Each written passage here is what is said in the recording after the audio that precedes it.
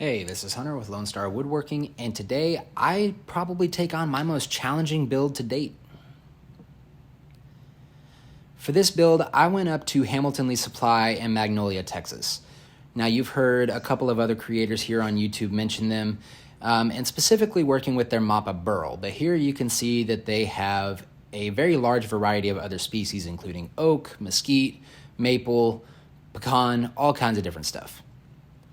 With that, they also have pretty much every product you could possibly need in order to be successful with these epoxy tables and these live edge builds.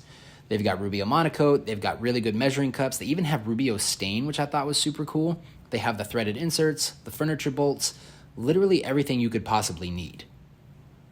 And then if you ask them nice enough, they'll even build a couple tables for you. This is one of their other craftsmen doing the final pour on one of his tables. Now, even though Hamilton Lee has a wide variety of other species other than mappa, that's exactly what I was after, and I was after this specific piece. And if you're like me, you don't really have a specific wood species that's your favorite. You have a favorite wood grain. And for me, that's a burl, and I don't care if it's pine, cedar, walnut, maple, mappa, I don't care. Burl looks beautiful in all woods, and that's why it's my favorite grain structure. And one of you made me laugh really, really hard because I can't remember if it was on my TikTok, Instagram, or maybe even on the short for the YouTube video that I did. But one of you asked if mappa was Texas speak for maple. And first off, I don't even have that thick of an accent. I don't think I have one at all. But to clarify, no, I am intentionally saying mappa, M-A-P-P-A. And they are two totally different species of wood. Maple is indigenous to here in the United States, and it's actually a totally different genus because mappa belongs to the poplar species. On top of that, mappa is actually indigenous to France and Germany, but it does grow here in the United States. I don't have a specific state or anything like that. It might grow all over the place. But what people use it for is wind shielding against their fences, so that way their fences don't blow over. Because mappa grows extremely fast and it grows extremely big. Now, according to every definition that I could find, nobody knows what actually causes a burl, what causes that bud to not sprout, and what causes it to prevent other buds from sprouting next to it. I have a feeling that stress might play a part in it because when maple trees grow really, really big, they start growing those burls. And obviously, the bigger a tree is, the more stress the trunk is under. It's just a theory. It's not proven. It's not a fact. It's just an opinion and an observation. So for the cleanup on this was extremely difficult and very tedious because mappa, being as soft as it is, has a lot of very stringy portions of the bark, and that can cause a lot of issues for epoxy in the long run. It can actually cause it to separate even if you remove the bark because it's just not a strong bond with the actual wood. So I had to get in there with my dental tools, my drill, and my angle grinder, not angle iron, and really clean everything up. Something else I'm electing to do on this one is seal absolutely every surface of this slab because I'm using black dye, and mappa is extremely porous. So if I didn't seal it, if I didn't seal the edges, I would have just this entirely black table. And while Blacktail Studio and Johnny Builds did a really, really cool version of a stained black mappa burl, it's not something that me and the owner of Hamilton Lee Supply really wanted to go for on this particular build. We wanted to keep it natural and have a very high contrast between the black epoxy and this light white and yellow wood. And here I'm using Magic Resins 4-inch formula, but I'm probably going to be changing to the brand that Hamilton Lee uses. The reason being is that they are taking a chance on a craftsman they didn't really know all that well, and I would like to reward that loyalty and support with loyalty and support, which is why I'll be supporting them by buying their brands instead of competitors. Speaking of loyalty, if you've made it this far in the video and you would like to see more videos like this, I would really appreciate a like and subscribe because that is how this channel is going to grow. That's how I'm going to keep making more videos. As I said in my last video, it's not going to stop me from making videos, but as the channel grows and as this becomes a more mainstream aspect of my income, I'm able to do this more and more and more and make it a more primary thing as far as my job, which is something that I'm really, really striving for. So a like, a subscribe, a comment, all of it is appreciated. Now, as awkward as this looks, it's actually not terribly heavy, even with all that epoxy in there, because mappa is super, super light. And you saw me seal it with tape before, which is probably exactly how I'm going to seal my forms going forward until I can, get up the funds to buy a big HDPE form for something like this.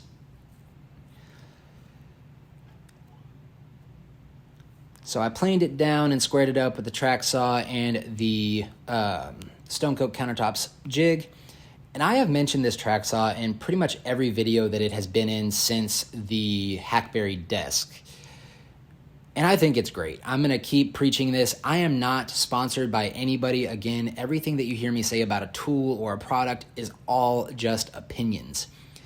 But this is a really, really great saw for the price. Again, 100 inches of track, the saw, the clamps, everything for about $250.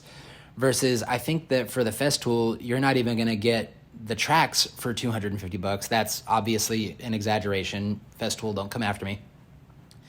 And the other alternative to that, the Makita, that one's been pretty good too. I've had a couple of good reviews from my father-in-law who has one, but I mean, honestly, the difference is minimal. So when I make these C-channels, one, I didn't have to use that many holes, but this bit leaves a very jagged edge on the underside. So all you need to do is kind of hit it from the underside just a little bit, and it gets rid of all those really, really gnarly looking things that are going to cut you. I can't, for some reason, think of the word. After that, it was pretty much business as usual whenever it comes to attaching the C-channels. I mounted them upside down because these are the little 1/4-inch C-channels from Home Depot, and they don't have a super large reach. So I mount them upside down in order to fit as much steel in there as possible and get as much support as possible. What I'm also doing is using a different bolt. This is a 1-inch bolt. It's just what I could find, but again, Hamilton Lee actually has 1-inch, 3/4-inch bolts that you don't have to worry too much about drilling through the wood, which I've done on multiple occasions, and it's always so disheartening and defeating. So having that shorter bolt with a shorter threaded insert within reason, without sacrificing the strength of the actual support, is just better overall, and it gives you better peace of mind. From there, I started sanding, and here I'm going at it with 80 grit because I really didn't want to go as aggressive as I normally do with that 40 grit because I wanted to keep the consistency between the epoxy and the wood as even as possible, because this wood is 100 times softer than the epoxy. So if you go too slow over the wood, then you're going to actually create kind of a valley in there, and there will be a noticeable difference between how high the epoxy is versus how high the wood is.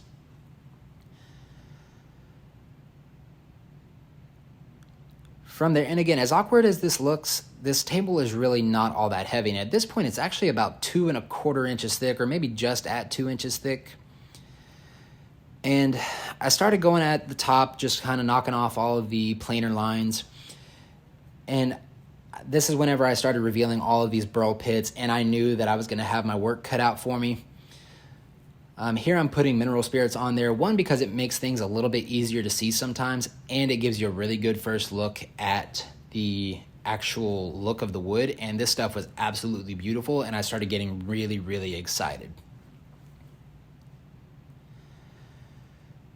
For some reason, no matter what I do with this epoxy, and it seems that no matter what any other creator does, you can never escape these little pits that always manage to find their way onto the sides of the epoxy. So I'm using this little Dremel tool in order to hog them out, because that's just easier. It leaves a super rough surface for the epoxy that you're going to be filling it with to bond to. And I highly recommend using a vacuum, because this stuff does spew up a lot of dust, and epoxy is really, really not good for your lungs. So I don't know, I used to not be a super huge guy about it, but at this point, I fully believe that you really, really should wear your lung protection at a minimum. All right, so here is where things started going kind of wrong. I started using this pizza sauce method in order to seal the top of this, and there were a couple of reasons. One was to harden up the mappa because it was way too soft. Two, with that curly grain in there, what this epoxy is going to do is give it some depth. It's very similar to what I did on my redwood table and what Cam Anderson did on his big redwood shop furniture. That epoxy base coat adds a lot of depth to those curly grain features, and I really wanted that for this mappa. I wanted to look iridescent. But the thing is, I put too thick of a coat on there, and it was like a 1/4 inch thick, meaning that it was going to take days of sanding. So I tried doubling down. I tried filling in all these little pits that were left by the burl pits with black epoxy or black CA glue and seeing that if it looked natural, and it did not. It turned out horrible. So I planed it all down again, and I only took maybe 1/8 of an inch off or a 1/4 inch off. I got it right down there, but I revealed more of these burl pits. So I was pretty much back at square one, which was kind of disheartening, but let that be a lesson that if you want these products to be good and you want them to look good, sometimes you got to start over, and that's okay.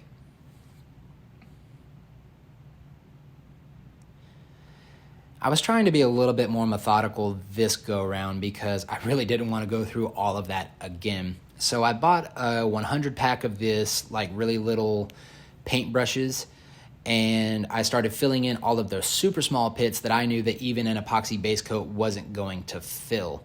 And even some of these larger portions simply because I wanted to control the amount of bubbles that were coming out. And after I got all this done, I was a little bit more methodical about how I did the epoxy, because this time I would put a small pool in the center, and then I would spread it out as thin as it could possibly go until I saw the wood starting to absorb it, and then put just a little bit more, and I kept going that way. And that ended up working out a whole lot better for me in the end.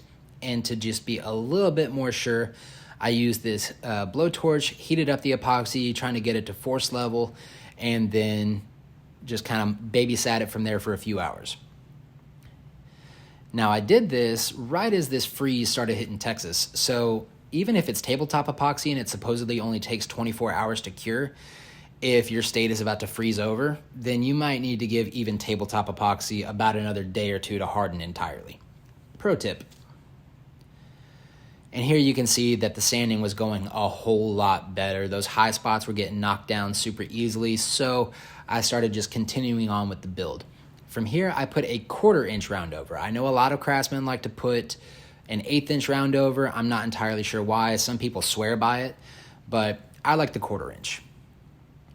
From there, I started doing the sanding, doing my pencil grid, and something I've noticed in a lot of woodworking videos, because I watch a lot of YouTube and I watch a lot of woodworking videos, is that whenever craftsmen do this, or whenever makers do this, they're so coy about their pencil grid, and I don't really understand. You should go at it like an unsupervised 3-year-old with permanent markers and a freshly painted wall, because it's super easy to track that way. Now, granted, you don't want to push so hard that you're going to be damaging the wood fibers. However, do it well enough to where you're going to be able to see everything. So after I think I got to about 180 grit, I started doing this hand sanding with the corners. I actually, for my birthday, which is in just a couple days, I asked for some soft pads that are hopefully going to make that easier in the long run. Now, after a few mess ups, a whole lot of headaches, and some heartache getting through there, I finally got to the best part of really any project, and that is finishing. Here I'm using Rubio Monocoat, as I always do, and this is just the first coat. And here you can see that iridescence that I wanted with that epoxy base coat is in full effect. The lighting was working with me perfectly this day, and this was an absolutely gorgeous piece. I'm not gonna lie, at this point I had a lot of difficulty with the idea of letting it go. I wanted this in my house because of how pretty it was. This is probably my favorite project that I've done so far, and that's saying quite a bit. And here's the sheen as it stands right now with this first coat. You can see there are a couple of dry spots, and if you'll remember in one of my other videos, I'm pretty sure it was the Hackberry desk, I tried to sand off that first coat, or not sand it off, but just kind of rough it up with 800 grit. This time I got smart. I'm using one of these maroon pads, which, by the way, you can also get these at Hamilton Lee Supply. And something I haven't mentioned, again, I'm consigned with them, so I'll provide a link to them in the description, and all you have to do is use the code lonestar for, I think, 5% off all products. So there you go. Now, after you put this second coat on, that grain just really comes alive, and after that, it was just a really quick trip up to Hamilton Lee Supply. The guy with the big beard there is Jared, and he actually has his own channel, Samson Woodworks. He's a really cool dude. He's a Navy veteran, and I was in the Marine Corps, so if you know anything about that relationship, you know why I got all the love for this dude, even though I only met him for about an hour. So after we got it set up in the showroom, I wiped it down really quick with some alcohol because there was just a bunch of dust all over it, and the lighting in here was even better than the lighting in my garage.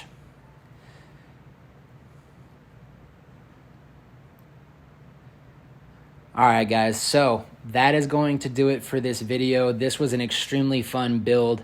And again, if you liked this video, if you'd like to see more videos like it, please hit subscribe, help the channel grow, and let's keep making some content.